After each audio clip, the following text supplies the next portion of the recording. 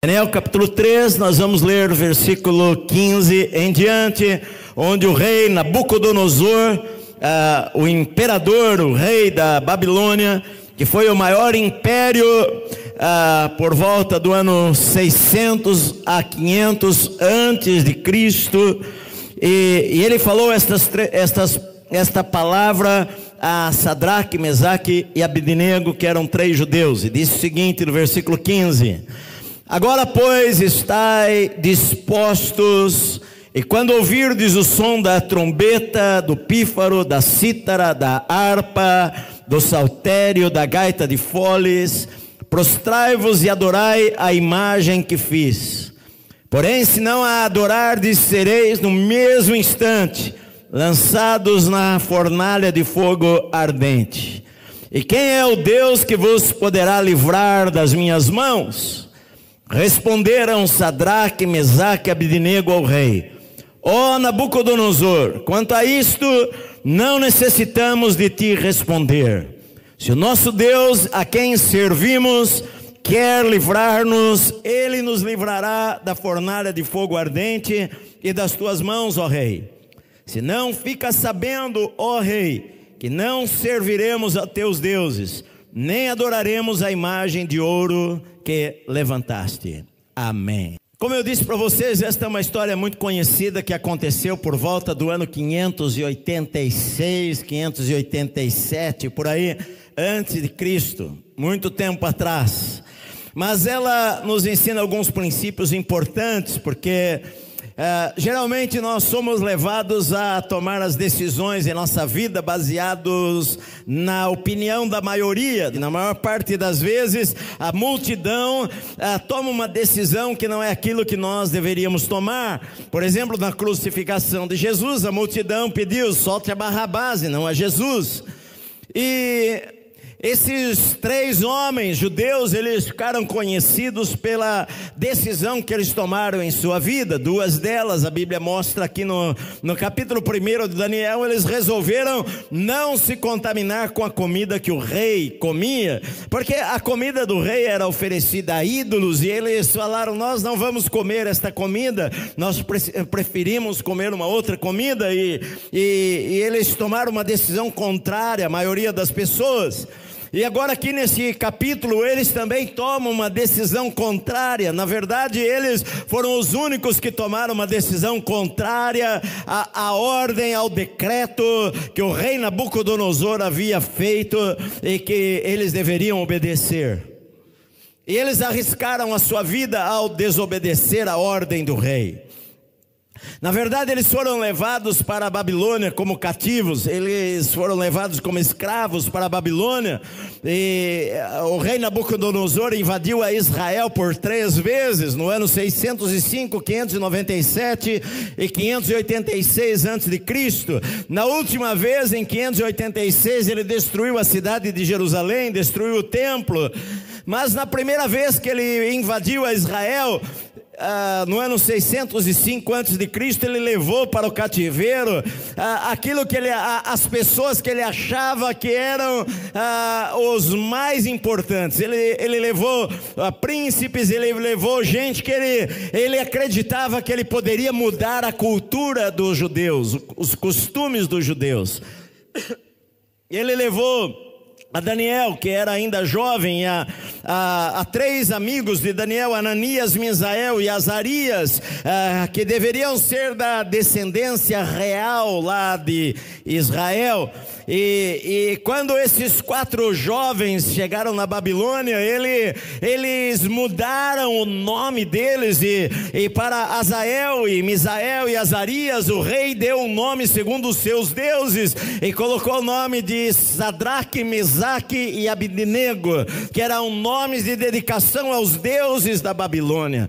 Na verdade, o rei queria mudar a cabeça daqueles jovens. O rei queria mudar os princípios de moralidade, os princípios de vida, os costumes, os hábitos. Queria dar a eles uma nova identidade, e que eles se esquecessem da vida que eles haviam tido, que eles se esquecessem do seu Deus e dos seus costumes.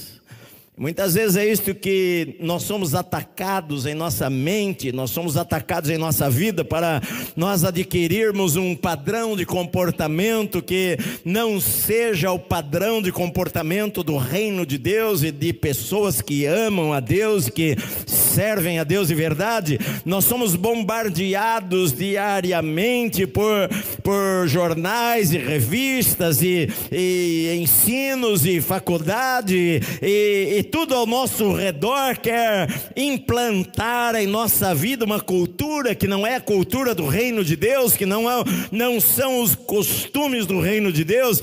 E muitas vezes nós ouvimos palavras como: mas todo mundo faz, a maioria faz, as pessoas fazem, e nós não somos diferentes delas e nós devemos fazer também.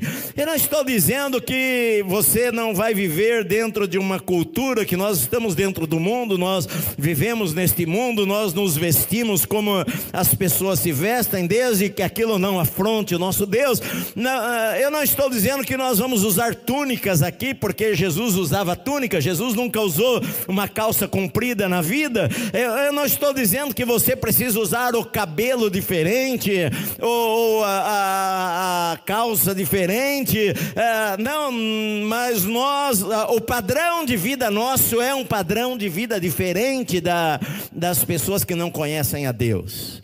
Nós temos as nossas festas, mas as nossas festas são diferentes. Muitas pessoas podem pensar: ontem nós tivemos o Arraiá, e hoje eu vim agora de camisa branca, mas de manhã eu vim de xadrez em homenagem ao mês, ao meio das caipiras. E ontem nós todos estávamos de xadrez aqui, e algumas pessoas me mandaram uma mensagem: mas pastor, nós comemoramos uma festa que é festa aos santos. Eu falei: não, nós não comemoramos nenhuma festa aos santos. Nós simplesmente fazemos uma festa e vestimos como caipira, porque as pessoas daqui de São Paulo gostam de ser caipiras também, então não há nenhum problema. Tem coisas que às vezes os crentes inculcam com algumas coisas, e eles coam um mosquito, engolem um camelo, e não há problema de eu celebrar o nascimento de Jesus, embora eu não sei que dia que Jesus nasceu, se foi em abril, se foi em dezembro, mas não há nenhum problema em celebrar o nascimento de Jesus. Como algumas pessoas pensam: isto é uma festa pagã, mas nós não a levamos de uma maneira pagã, aquilo para nós não é, nós não adoramos a deuses, a nada disto, mas há coisas que nós precisamos aprender, que são de comportamento, em que nós recebemos o reino de Deus, e nós entramos no reino de Deus, e agora nós temos um comportamento diferente na nossa vida. Agora, os padrões do reino de Deus de negócios são diferentes dos padrões que nós costumávamos ter antes. Antes nós costumávamos talvez negociar, nem todo mundo, mas muitos costumavam negociar de uma maneira desonesta. Agora nós entramos no reino de Deus e agora o nosso comportamento é diferente, nós falamos a verdade. Se eu vou vender um carro e o meu carro está com um problema, e eu chego para a pessoa e eu falo para ela: esses dias o meu carro está com um probleminha lá, uns 6, 7 meses, enfim.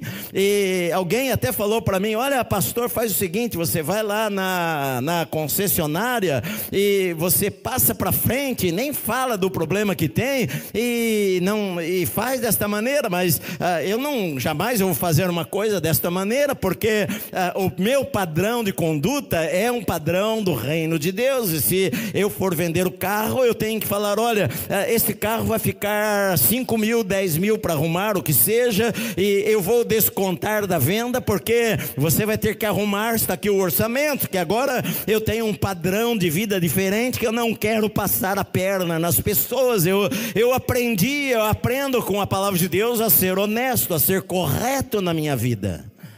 Amém? Há uns meses atrás, eu estava indo para, uns anos atrás, eu e minha esposa, nós estávamos indo para Israel com um grupo de irmãos aqui da igreja, acho que há uns 4 ou 5 anos atrás, a nossa escala era Roma, e nós pegamos o voo aqui em São Paulo, Roma, Roma, Tel Aviv. E quando nós pegamos para Roma, a minha esposa estava sentada na janelinha, eu no meio, e do meu lado sentou-se um padre.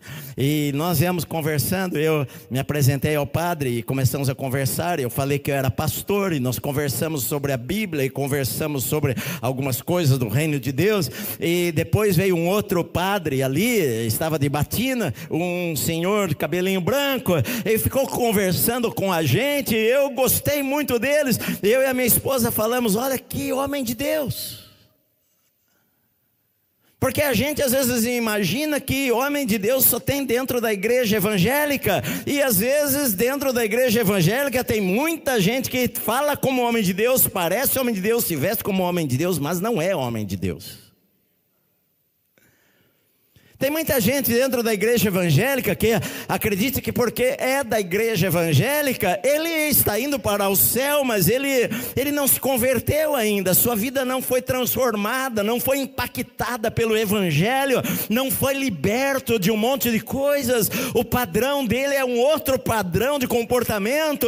E às vezes você olha para aquelas pessoas e você pensa o seguinte: se eles são assim, eu também sou assim, porque a maioria faz, e o que interessa é o que a maioria faz, e muitas vezes a maioria está completamente errada, meu amado, está completamente errada.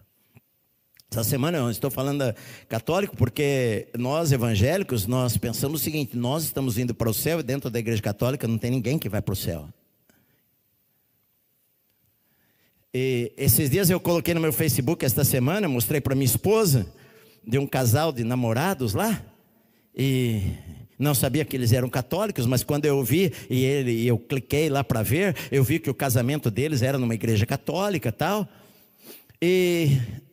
e aí eu fui ver o testemunho deles e ouvir, e a moça falou o seguinte: olha, eu fui criada numa família católica e temente a Deus, e eu aprendi a temer a Deus e a ler a Bíblia, e eu resolvi separar-me para Deus e guardar-me para o meu marido e viver uma vida virgem, e casei com 22 anos e encontrar o homem da minha vida. E quando nós começamos a namorar, nós nos beijamos, mas porque nós decidimos que na quaresma, ela falou, nós resolvemos não nos beijar por 40 dias, porque quando a gente beija, e você sabe, você é homem, você é mulher, você beija, o namorado desperta em você desejos de fazer outras coisas. Então nós resolvemos que não iríamos nos beijar na quaresma por 40 dias. E eles falaram o seguinte: depois que passou esse tempo, nós vimos que aquilo seria bom, e nós resolvemos não nos beijar até o nosso casamento, 1 ano e pouco depois, e só nos beijar no altar. E nós fizemos este voto de separarmos a nossa vida para Deus e agradarmos a Deus. Eu estou dizendo de um casal católico falando isso daí, e foram dar o beijo depois de 1 ano e meio lá no altar, diante do padre. E eu coloquei muitas vezes o padrão dos evangélicos, que nós temos a Bíblia, e nós lemos a Bíblia, e nós, e blá blá blá blá blá blá. Muitas vezes o padrão do namoro dos cristãos evangélicos é começar a namorar, e ele pensa o seguinte: namoro é beijar e ir para a cama. E muitas vezes a pessoa sai do culto, o pastor prega a mensagem, sai dali e vai para um motel, como se fosse o padrão de vida normal. Isto não é um padrão de vida normal para nós que tememos a Deus e que amamos ao Senhor. Isto é um padrão lá do mundo, que lá na faculdade os seus amigos que têm um padrão do mundo vão falar para você que este é o padrão normal, mas esse não é o padrão normal no reino de Deus, meu amado. Se você está dentro do reino de Deus e esse é o teu padrão de comportamento, você está comportando de uma maneira que está fora da cultura do reino de Deus, e que não é esta cultura que Deus quer que você siga.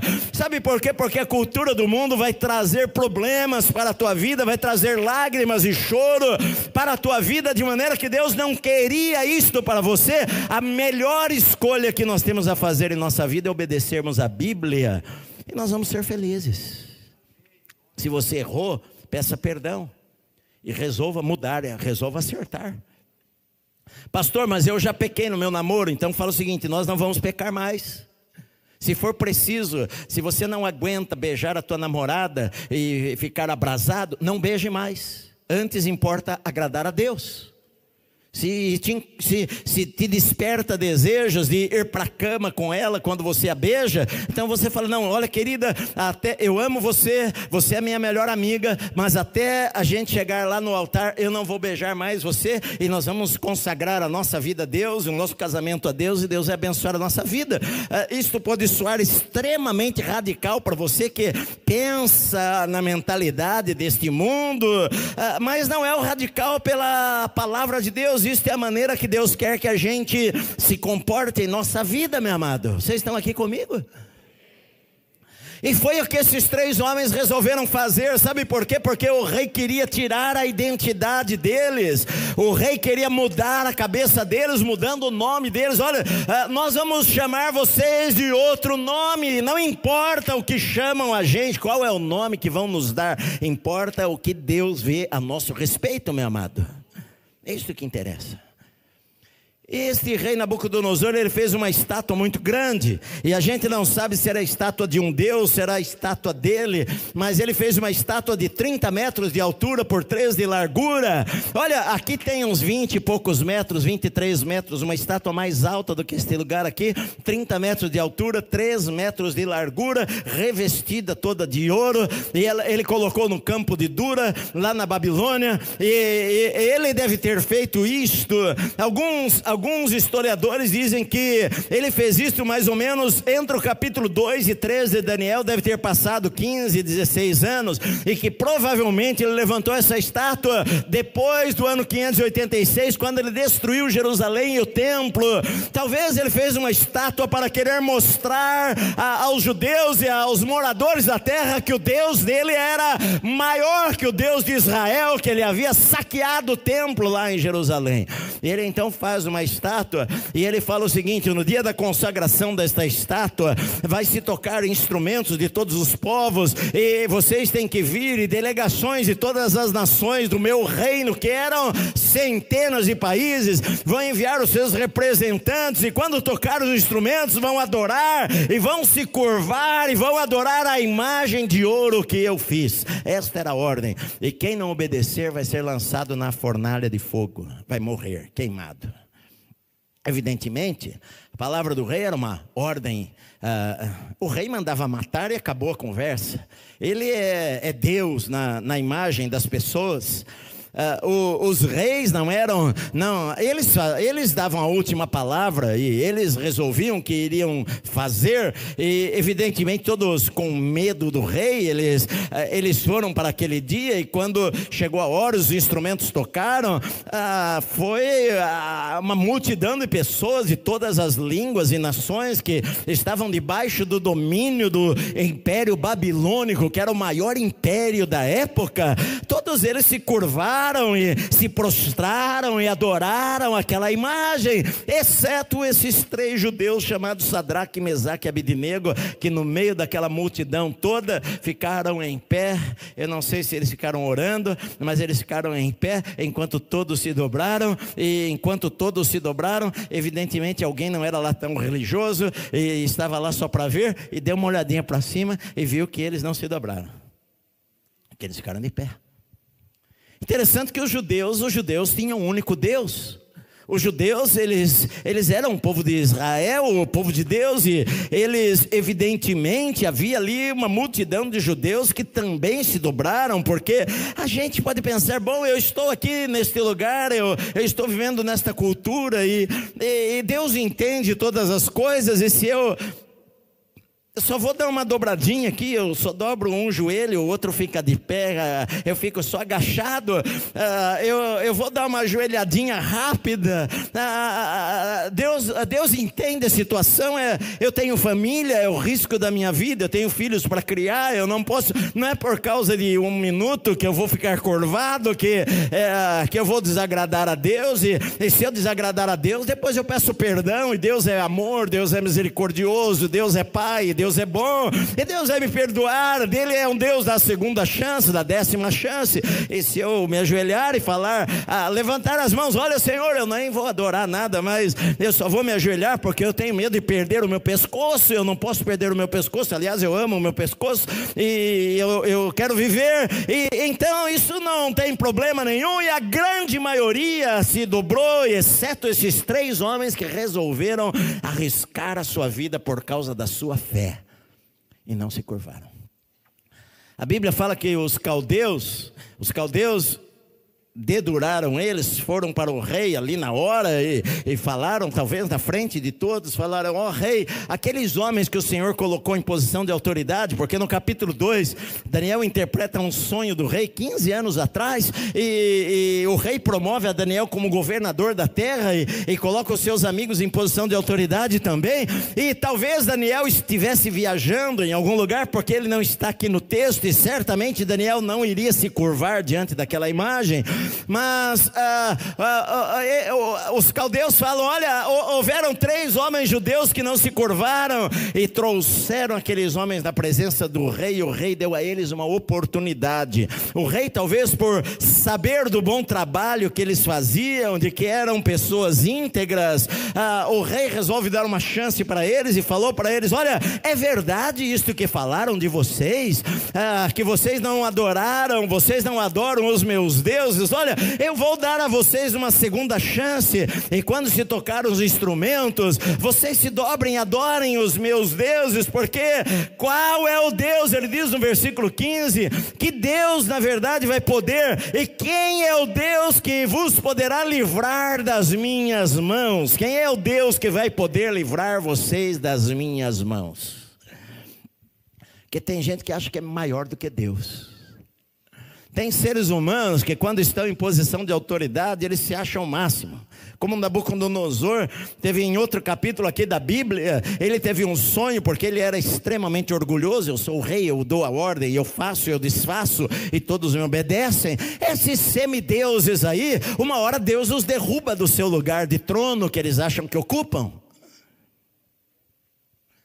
E Nabucodonosor, em outro capítulo, no capítulo 4, ele fica doido, ele tem um sonho e aquilo acontece com ele, e ele perde a sua memória, ele vai para o meio do mato, ele fica lá escondido como um animal, e o seu cabelo cresce, os pelos, a unha, a barba, e ele come lá da fruta do campo e vive nas cavernas por um bom tempo, até que a Bíblia fala que ele iria levantar os olhos aos céus um dia e reconhecer que o Altíssimo tem domínio, e Ele dá a quem Ele quer.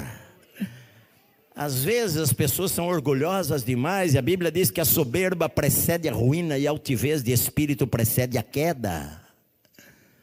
São grandes aos seus olhos. Quem é o Deus que vai poder livrar das suas mãos, das minhas mãos? Quem é o Deus que vai livrar você? É isso que o inimigo muitas vezes fala para você, olha, está acontecendo tal coisa em sua vida que nem Deus pode fazer. Quantas pessoas falam para você, olha, que Deus é este, que Deus que faz determinadas coisas, porque Deus permite certas coisas, porque Deus, eu não acredito em Deus. A gente até mesmo acredita que Deus não interfere nos assuntos do homem. Deus, Ele tem tantas coisas para fazer, Ele não vai interferir nas coisas pequenas da minha vida, e eles não conhecem o Deus da Bíblia, e muitas vezes eles desafiam a Deus por não conhecerem a Deus. Então chega nessas palavras que eu li para vocês, que os amigos de Daniel, evidentemente eles respeitavam a autoridade, porque a Bíblia nos ensina a respeitar a autoridade, e eles não foram desrespeitosos à autoridade, e eles falaram ao rei, olha rei, sobre esse assunto nós não temos nem o que falar, o que é que nós vamos falar sobre isso daí? Sabe por quê? Porque se o nosso Deus a quem nós servimos, Ele quiser livrar-nos, Ele nos livrará da fornalha de fogo e das suas mãos. É bem simples. Se Deus quiser me livrar, Ele vai me livrar. Não importa quem me ataque, não importa a fornalha, não importa a situação, não importa a crise, não importa a determinação do governo. Se Deus falou, eu vou livrar você, Ele vai livrar você, meu amado. Se Deus falou, eu vou abrir esta porta, Ele vai abrir a porta e ninguém vai fechar a porta diante de você. Se Deus falar, eu vou abrir esse caminho no deserto, Ele vai abrir o caminho no deserto e ponto final. Se Ele falar que Ele vai suprir cada uma das minhas necessidades, pode vir a crise que for no país, Ele vai suprir cada uma das nossas necessidades, porque Ele é Deus e tem o controle de todas as coisas na palma das suas mãos, meu amado. Ele inclina para cá e as coisas vão para cá, Ele inclina para lá e as coisas vão para lá. A Bíblia diz que Ele é o juiz, a uns Ele abate e a outros Ele exalta. Nas mãos do Senhor há sabedoria e poder. Ele tem o poder de tirar o fôlego de uma pessoa. Jesus, Ele falou isso daí, olha, não tenham medo daqueles que podem matar o seu corpo, mas não podem fazer nada mais do que matar o seu corpo. Antes temei aquele que pode matar o seu corpo e mandar a sua alma para o inferno. Então olha, o homem pode falar isto e pode falar aquilo e pode se achar grande, mas a última palavra na vida do homem vem de Deus, meu amado. Se Deus falar, eu vou livrar, Ele vai livrar. Ponto final. Ponto final. Ele que manda. Você pode falar, Deus está ausente, Deus não está vendo. Deus está vendo tudo o que está acontecendo. Deus está vendo o que está acontecendo no nosso país. Às vezes o homem acha, não, eu dou a ordem, acabou. É só Deus dar um sopro dela. E o camarada está dormindo lá, sufocado. Tem um ataque cardíaco e morre. Que nem o rei Herodes. O rei Herodes. Todo mundo gritando, é voz de Deus. E Herodes dando o discurso lá, e as pessoas, é voz de Deus e não de homens. E a Bíblia diz que no mesmo instante veio um anjo do Senhor e o feriu e ele morreu. A história não vai falar que veio um anjo de Deus, até porque a gente não vê anjo de Deus toda hora, e a gente não vê os anjos invisíveis de Deus, e aí fala, morreu de ataque cardíaco. Morreu de repente. Que nem aquele homem lá da parábola do rico e Lázaro. É rico, festa todo dia, de repente morreu. Morreu, não sei do que ele morreu. Deus tem o poder para tirar a vida e para dar a vida. Ele é Deus. Se Ele quiser, rei, a gente nem precisa discutir, não vamos conversar, não adianta a gente falar muito sobre isso. Sabe por quê? Porque se o Deus é quem nós servimos a um Deus. Nós não ouvimos falar não de um Deus, nós servimos a um Deus. Não foi gente que falou, o Deus lá da Bíblia, lá o Deus de Paulo, o Deus de Jesus. Não. Olha, nós servimos. Se o Deus a quem nós servimos, Ele quiser nos livrar, Ele vai nos livrar das tuas mãos e da fornalha, vai nos livrar de qualquer coisa. Agora, se Ele resolver não nos livrar, fica sabendo, rei, que a gente não vai se curvar não. Nós vamos morrer. Que nós estamos dispostos, se for necessário, a morrermos pela nossa fé. Nós estamos dispostos a morrermos pela nossa fé. Se Deus resolver, porque Deus Ele tem a decisão. Ele é o Senhor. Ele sabe a hora, sabe o momento da nossa vida, sabe tudo.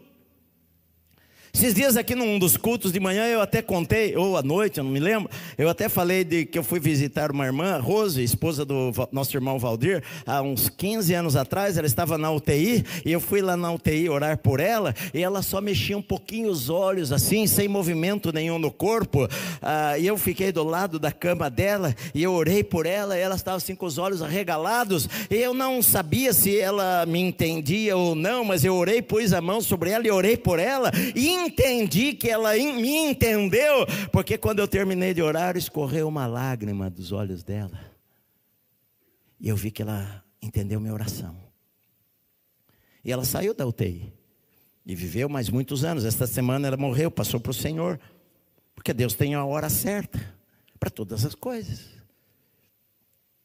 Se Ele quiser, Ele faz, se Ele não quiser, Ele não faz.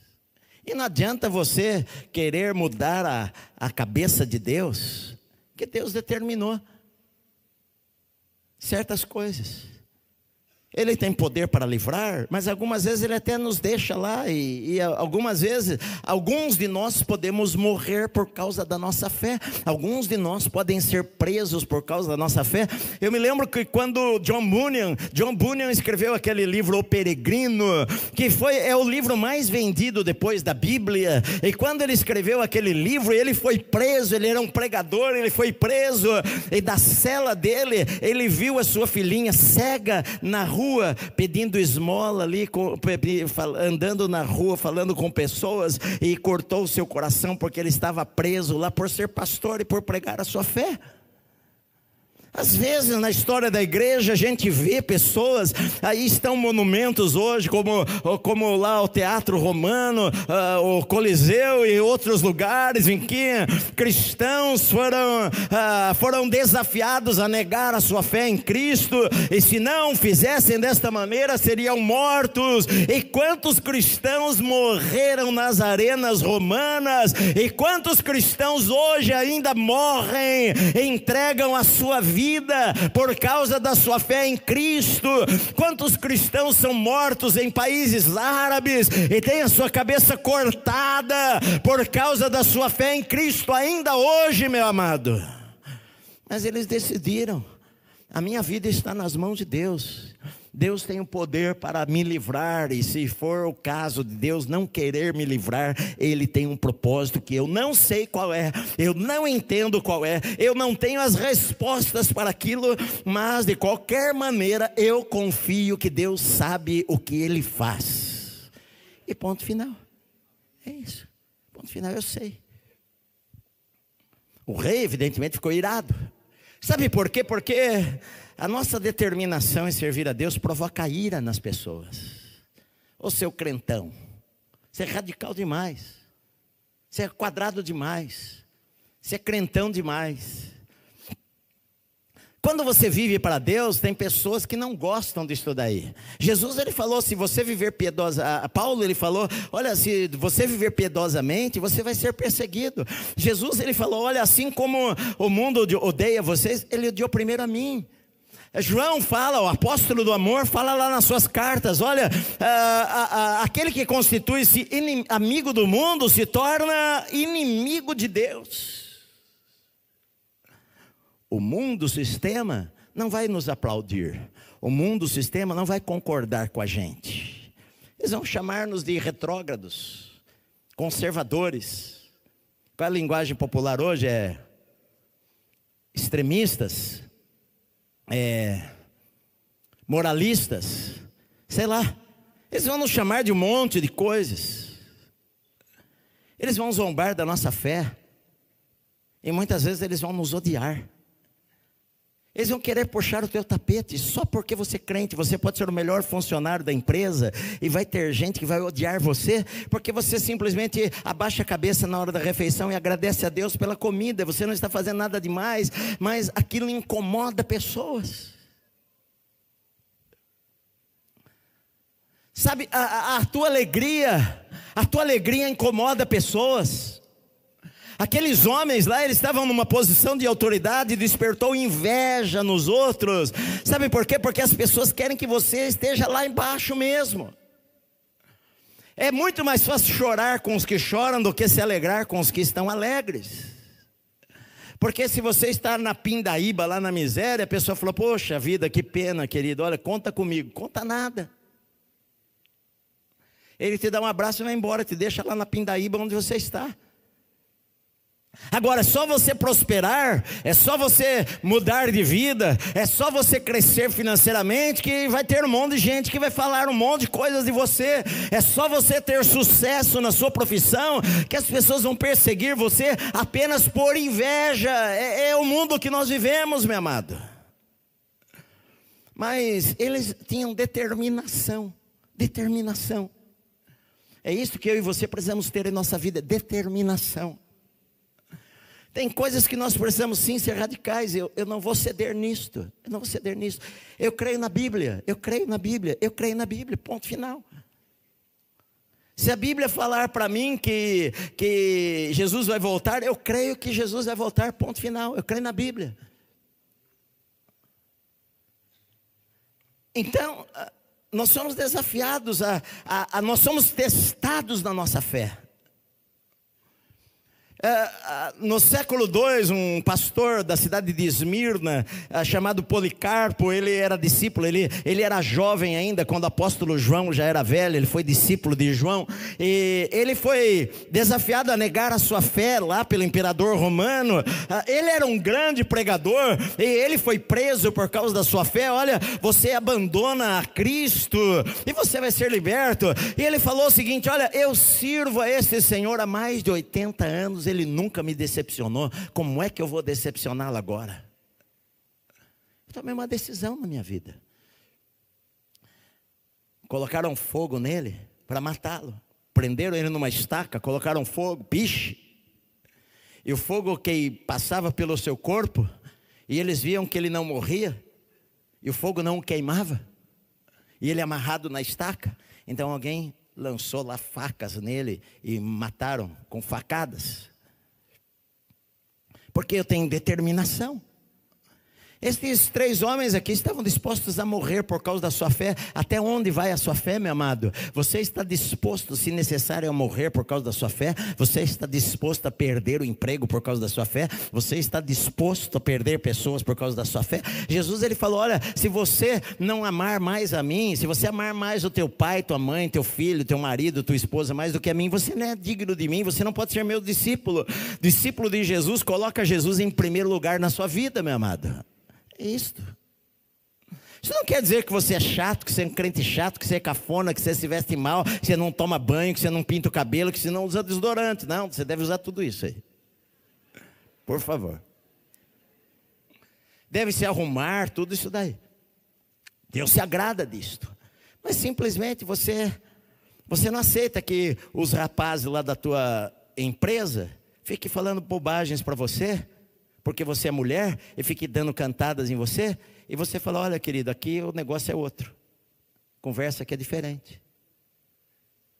Você toma posição. É evidente que Nabucodonosor ficou irado e mandou acender a fornalha 7 vezes mais, e pegou os soldados mais fortes e joguem lá, amarrou aqueles homens lá e jogou lá na fornalha, e o rei ficou espantado quando os viu lá caídos na fornalha, porque os soldados chegaram tão perto para lançá-los lá dentro, que os soldados morreram queimados pelas chamas que saíam da fornalha, aquecidas 7 vezes mais. E quando aqueles 3 homens caíram lá dentro amarrados, o rei se espanta, levanta do trono que estava ali e fala: não foram 3 homens que nós lançamos amarrados lá dentro da fornalha? E as pessoas falaram: foi isso aí, rei. Ele falou: mas eu vejo 4 homens soltos lá dentro, passeando no meio do fogo, e nenhum dano sofreram, e o 4º homem parece um filho dos deuses. A única coisa, na verdade, que o fogo conseguiu consumir foram as cordas. A única coisa que o fogo queimou foram as cordas, porque quando eles saíram, o rei Nabucodonosor, vendo aquilo lá, chamou-os para fora e falou: Sadraque, Mesaque, Abednego, servos do Deus Altíssimo, vem para fora. E os 3 saíram. E a Bíblia fala que não havia nem cheiro de fumaça na roupa deles, os cabelos deles não estavam queimados, as roupas deles não foram queimadas, não havia cheiro nenhum de fumaça. Sabe por quê? Porque Deus é poderoso para nos livrar nas fornalhas da nossa vida, meu amado. Sabe, Deus não disse para nós que nós não passaríamos por lutas. Não há nenhuma promessa na Bíblia que fala o seguinte: olha, venha para Cristo e você nunca mais vai ter luta na sua vida. Não, meu amado, muitas vezes nós vamos ter lutas em nossa vida. A promessa de Deus é que no meio das lutas Ele estaria lá conosco. Ele não falou que nós não passaríamos por fornalhas, mas Ele falou que Ele estaria lá no meio da fornalha conosco. Ele falou: quando passardes pelas águas, eu vou estar lá. Se você passar pelo fogo, eu vou estar lá. Ele fala lá em Hebreus: eu nunca vos deixarei, nunca vos abandonarei. Eu preciso saber que Deus está comigo em qualquer situação da vida. Qualquer situação da vida. Quem era aquele 4º homem lá? Há um ensino chamado teofania. O que é teofania? É uma aparição de Jesus no Antigo Testamento antes de Jesus nascer. É Deus tomar a forma de um homem para aparecer. Vocês lembram lá que o anjo do Senhor apareceu em Gênesis 18, conversou com Abraão, falou sobre a destruição de Sodoma e Gomorra, e Abraão falou: Senhor, se houver 50 justos lá, o Senhor mesmo assim vai destruir? Ele falou: não vou destruir. Senhor, permite-me falar mais uma vez, se houver 45 justos lá, eu não vou destruir. Olha, Senhor, me desculpa a minha ousadia, se tiver 40 justos lá, eu não vou destruir. Abraão estava falando com Jesus, era o Senhor ali, era Deus em forma de homem, de maneira que Jesus falou lá no Novo Testamento: olha, Abraão ansiou por ver o meu dia e se alegrou quando me viu. E eles falaram: você não tem nem 50 anos, está dizendo que viu Abraão? Sim, ele viu Abraão. É Deus. O quarto homem era Jesus. O quarto homem era aquele que criou todas as coisas, e por meio dele foram feitas todas as coisas nos céus e na terra. Aquele homem que estava lá era aquele que tem a última palavra. Ele falou: eu sou a ressurreição e a vida. Ele é o alfa e o ômega, o princípio e o fim. Debaixo das suas ordens os demônios se estremecem e saíam expulsos. O mar obedece, os vermes na terra obedecem. O peixe obedeceu a voz do Senhor lá e foi obrigado a jogar as Jonas para fora da sua boca. Era a voz poderosa do Senhor, que a Bíblia fala que quebra os cedros no Líbano. O quarto homem lá no meio da fornalha era o Senhor dos senhores e o Rei dos reis. E o Senhor falou que Ele é poderoso para livrar a nossa vida em qualquer momento, em qualquer situação que nós estivermos passando, meu amado. Eles sabiam quem era o seu Deus. A Bíblia diz que o povo que conhece o seu Deus, ele fará proezas, meu amado. Eu sei em quem eu tenho crido, eu conheço o meu Senhor, eu sirvo a um Deus vivo, que eu não ouvi falar, eu conversei com Ele hoje, Ele enche o meu coração de alegria. Às vezes eu fico tão alegre que eu não sei nem o que eu faço de tanta alegria. É mais alegria do que o álcool pode me dar, é mais alegria do que o dinheiro pode me dar, é mais alegria do que qualquer droga pode me dar. Deus enche o meu coração com tanta alegria, que eu fico com vontade de correr, de abraçar todo mundo, de gritar, de orar. Esses dias eu estava na minha casa orando lá, orando, e eu estava assim, a presença de Deus tão grande, eu não sabia se eu corria, se eu andava, se eu chorava, se eu gritava. O Deus do universo, aquele que dá uma ordem às milhares de estrelas, Ele é o Deus que desce nas fornalhas da nossa vida, Ele passeia conosco no meio do fogo e da tempestade, meu amado. Olha, eu vejo 4 homens soltos, livres. Servir a Jesus é liberdade, meu amado. E eu vejo que eles estão passeando no meio da fornalha. Eu creio em Deus. Tem gente que tem medo da morte. Falei para vocês, eu já tive medo da morte. Antes de eu conhecer a Jesus, eu me lembro de um amigo meu, 2 amigos meus de infância morreram. Um deles andando de bicicleta na frente da escola. A bicicleta bateu num buraco. E ele caiu, bateu a cabeça na quina, na sarjeta e morreu. Um outro amigo meu jogava de goleiro no time. E alguém chutou a bola e ele pulou no canto e bateu a cabeça na trave e morreu. E eu fui no enterro dele com o maior medo. E o corpo começou a se decompor. Embaixo do caixão caía um líquido branco assim, que foi manchando o chão. Eles iam lá secar o chão ali, passaram ali, caía debaixo do caixão. Eu deveria ter uns 10 anos de idade. Eu morria de medo de morrer. Um dia eu vou estar lá também. Um dia vão jogar terra sobre mim. Hoje eu não tenho medo de morrer, não. Quando meus filhos eram pequenos e eu viajava muito, eu pensava, bom, eu não posso morrer porque eu tenho que criar os meus filhos. E um dia, 20 e tantos anos atrás, Deus falou para mim o seguinte: você pode deixar que eu cuide dos seus filhos melhor do que você. Não é por causa disso que eu não vou morrer, porque Deus cuida melhor do que a gente. Deus tem um controle sobre tudo, meu amado. Nós não servimos uma religião, não é religião. Nós não perdemos nosso tempo. Eu não dei a minha vida inteira. Eu falei para vocês aqui várias vezes, a minha esposa está aqui, ela sabe disso. Eu preguei em tantos lugares no Brasil inteiro, preguei em muitos países do mundo, e não conheço nada desses lugares, porque eu sempre fui. Quantas vezes eu fui para Natal, no Rio Grande do Norte, quantas vezes, olha, depois de tantas vezes que eu fui pregar em Natal, os irmãos me insistiram tanto, e quase se ajoelharam para eu ir conhecer o famoso cajueiro. Não sei se existe ainda o cajueiro lá. Tem, está lá. Mas tanto, pastor, você vem aqui se nunca vê nada, pastor, e colocaram a gente num hotel na praia, a gente era só descer do quarto e pisar na areia, no mar, e a gente não pisa na areia e no mar, porque eu fui lá para pregar, eu fico trancado no quarto, eu vou dormir para estar descansado, para dar o meu melhor. Eu não perdi 40 anos da minha vida por causa de uma religião. Eu não dei a minha vida para ser pastor por causa de uma religião. Deus é mais do que uma religião, meu amado. Deus é mais do que uma religião. Talvez você tenha uma religião, é por isso que a vida é vazia, é por isso que você não dorme de noite, é por isso que qualquer coisa perturba você, é por isso que muitas vezes você fica para baixo, porque religião não consegue suprir as necessidades do homem. Só Jesus pode.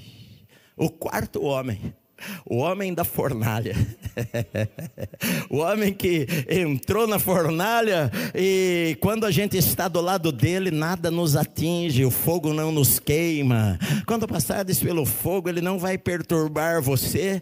E interessante que o rei falou: Sadraque, Mesaque e Abednego, os servos do Deus Altíssimo, saí para fora, e os três saíram para fora, e o quarto homem desapareceu, porque ele aparece nas horas que nós mais necessitamos. Apenas muitas vezes nós não sentimos a presença dele em alguns momentos em nossa vida, mas isso não quer dizer que ele não esteja lá, porque mesmo que você não sinta nada, ele prometeu que ele estaria lá conosco, meu amado. E eu creio na palavra de Deus. O justo não vive pelo que ele sente, o justo vive pela fé nas escrituras. Eu sei que o que está escrito aqui neste livro é verdadeiro, é a verdade, meu amado.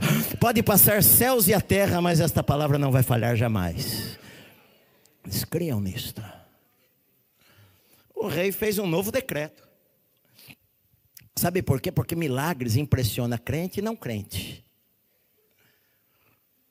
O rei fez um novo decreto e falou assim: é decretado agora que qualquer um que ofender o rei, o Deus de Sadraque, Mesaque e Abednego, vai ser morto, a sua casa vai ser lançada no lixo, no monturo. Não fale mal desse Deus, não. Esse é, olha o que ele diz aqui: porque não há outro Deus que possa livrar como este. Você acredita nesta palavra, meu amado? Que não há outro Deus que possa livrar como o Senhor. Não há outro Deus que possa livrar como o Senhor. Você não serve a qualquer Deus, não, meu amado. Você serve o Deus que é o Deus dos deuses, dos homens da terra. É o Senhor que está sentado sobre um alto e sublime trono, rodeado de anjos e serafins e querubins, gritando dia e noite: santo, santo, santo é o Senhor dos exércitos. Toda a terra está cheia com a sua glória. As flores no campo revelam a glória de Deus, os céus revelam a glória de Deus, meu amado. Eu sei que não há Deus que possa livrar a sua vida como o nosso Deus. Ninguém pode livrar como o nosso Deus nos livra. Se ele não quiser livrar, ele tem os motivos dele. Tem os motivos dele. Algumas vezes Deus permite certas coisas para que a gente não sofra mais tarde coisas piores. Ele tem o presente, o passado e o futuro nas mãos dele. Eu não sei. Como eu preguei a semana passada, tem coisas que a gente não tem explicação, mas mesmo que eu não explique, eu confio. Eu não vou abandonar a Deus por causa de perdas na vida. Eu não vou abandonar a Deus porque coisas não aconteceram como eu previa que deveriam acontecer. Está nas mãos de Deus. E Deus promoveu, a Bíblia diz que o rei, Deus os promoveu através do rei, porque nas mãos de Deus há força e poder. Deus move corações. Deus move corações. Teu chefe não te promove, Deus pode mover o coração dele para promover. Porque a Bíblia diz aqui que então o rei fez prosperar a Sadraque, Mesaque e Abednego na província da Babilônia. Agora eu pergunto, e os outros judeus? Ficaram onde estavam? Porque Deus honra quem toma posição na vida. Deus honra quem toma posição na vida. Prosperou-os. Agora, algumas coisas que eu vejo. A primeira delas é que Deus pode livrar, mas às vezes Ele não livra.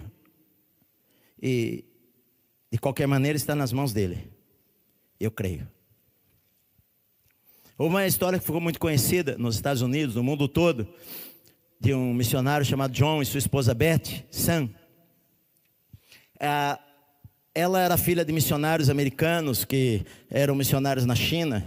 E ela cresceu, estudou nos Estados Unidos, fez escola bíblica lá e sonhava em voltar para a China como missionária. E ela foi como missionária para a China. E no seminário ela conheceu um rapaz que sentia um desejo de ir para a China como missionário. E foi para Xangai, encontrou-se com ela lá.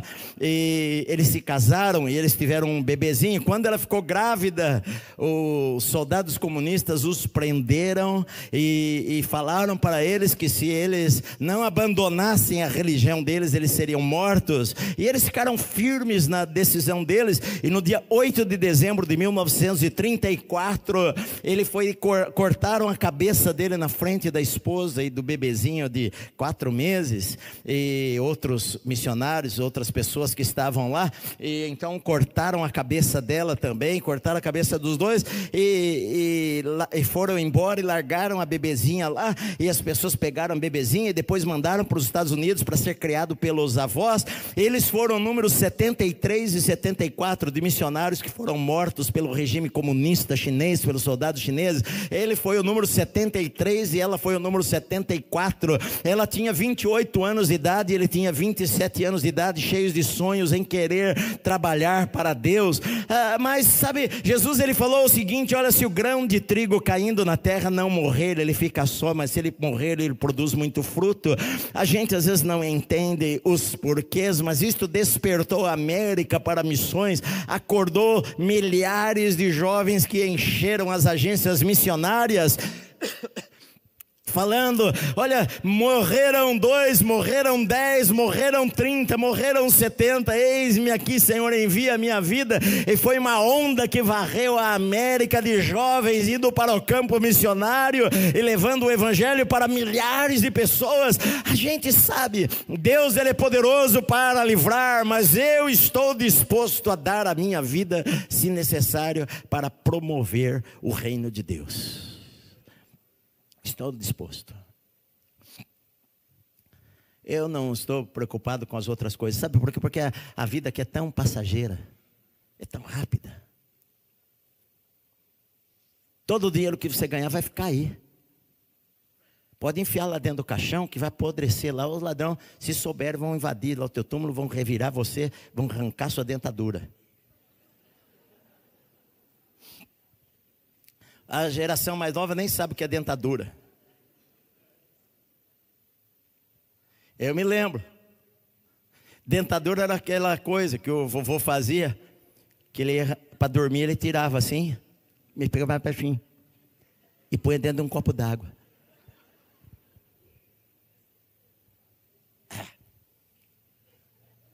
E beijava a vovó assim.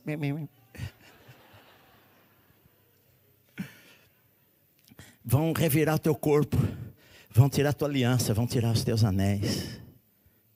Ou então daqui a uns anos, quando você apodrecer lá e ficar só os seus ossinhos. Eu falei para vocês que eu vi os ossos do meu pai colocados num saco depois de tantos anos de enterrado. Meu pai, do meu tio, enfim, num saquinho. Acho que era o meu tio, enfim. Que não é nada. Jesus, ele falou: quem quiser ganhar a sua vida, vai perder a vida. Mas quem perder a sua vida por causa de mim, do evangelho, vai ganhar a sua vida. Quando você perde, você ganha para Deus. Quando você ganha, você perde. Isso não quer dizer que você não possa passear, aproveitar a vida. Sim, Deus deu coisas boas para nosso prazer. Paulo fala isso daí. Sim, Deus quer dar a você o melhor da terra. Deus quer dar a você uma boa casa, um bom carro. Deus quer dar a você dinheiro para você passear com a tua esposa, para você viajar, para você ir para a praia, para você comer bem. Amém, glória a Deus por isso. Mas eu fiz uma escolha na minha vida que Deus é o primeiro. Deus é o primeiro. E eu confio nele. Porque olha a palavra de Nabucodonosor, diz o seguinte: falou Nabucodonosor e disse, versículo 28, bendito seja o Deus de Sadraque, Mesaque e Abednego, que enviou o seu anjo e livrou os seus servos que confiaram nele. Confiaram nele. Eu confio no nosso Senhor. Eu confio no Senhor. Eu confio em Deus com todo o meu coração. Um outro princípio. Acima de tudo, eu obedeço às autoridades. Você pode não ter votado no Bolsonaro, mas é feio você chamá-lo de bozo. Verdade, é desrespeito. Ele é o presidente do Brasil. Quando o Lula foi presidente, eu jamais falei alguma coisa para denegrir a imagem do presidente. Ele é autoridade, seja quem for. Eu sou crente, eu respeito a autoridade. Agora, se as autoridades forem contrárias à palavra de Deus, antes importa obedecer a Deus do que aos homens. Há uma autoridade que está acima das autoridades desta terra. Se o Congresso Nacional amanhã depois votar leis que proíbam pregar a Bíblia, os pastores de verdade vão continuar pregando a Bíblia do mesmo jeito. E se for necessário ser preso e dar a sua vida, vai acontecer isto. Aliás, eu tenho falado com a minha esposa que eu tenho visto, eu tenho reparado, observado como o mundo caminha. No mundo inteiro, desde a ONU, desde Nações Unidas, como o mundo caminha à espera de um homem que a Bíblia chama de anticristo. Como a ciência se multiplicou, 20 anos atrás a gente não sabia o que era Google. A gente usava Barça para pesquisar alguma coisa. Os vendedores de Barça devem ter morrido de fome se não mudaram de emprego. Porque entrou computador, entrou celular, a vida mudou, a medicina mudou, a tecnologia multiplica. Em 6 meses o conhecimento aumenta o que não houve na vida inteira. O cenário mundial, os governos, as ideologias, as universidades, todas elas apontam para algo que a igreja vai ser perseguida. Eu acredito que a igreja vai ser perseguida antes da volta de Jesus. Mas, se eu chegar lá, pode saber que você tem pregador da Bíblia aqui. E eu vejo como cristão que muitos pregadores vão continuar pregando a Bíblia e não vão se curvar aquilo que eles acharem que deve ser pregado. Não são os homens que dizem o que nós devemos pregar, é Deus e a Bíblia que diz o que nós devemos pregar. Essa é a nossa decisão. Tudo está nas mãos do Deus que controla tudo. Os governos, os Nabucodonosores, os reis, os imperadores estão nas mãos de Deus. A promoção vem do Senhor. Os milagres vêm do Senhor. E a nossa vida está nas mãos de Deus. Talvez hoje você esteja no meio de uma fornalha, mas saiba que você não está sozinho aí nesse fogo, meu querido. Talvez você esteja numa situação de desespero, mas se você crê no Senhor, saiba que Ele está aí com você, caminhando e fazendo você passear solto no meio do fogo. Ele prometeu que Ele estaria. Não importa a situação difícil que você possa passar nesta vida, nós continuamos confiando no Senhor com todo o nosso coração. E a nossa vida está nas mãos de Deus e Ele sabe o que Ele faz. Nosso futuro, os nossos sonhos. Nós não sabemos quantos anos nós temos, mas o que nós temos está nas mãos do Senhor. Está aqui, Senhor, eu dedico a Ti, eu consagro a Ti a minha vida. E fazemos isso com todo o nosso coração. Você está para baixo, não se sinta para baixo. Você se sente sozinho, saiba, você não está sozinho. A depressão quer tomar a sua vida. Se alegre no Senhor. Tome uma decisão. Eu vou sair dessa cama. Jesus falou: levanta e anda. Sim, eu vou levantar e vou andar. Eu não estou sentindo nada. Eu não estou com vontade. Eu estou com vontade de ficar trancado, com as janelas trancadas e não ver a cara de ninguém. Mas eu não vou ficar nesta situação. O diabo não vai me manter amarrado nesta fornalha. Eu não vou ficar preso neste lugar. Eu vou sair em nome de Jesus. Toma uma decisão.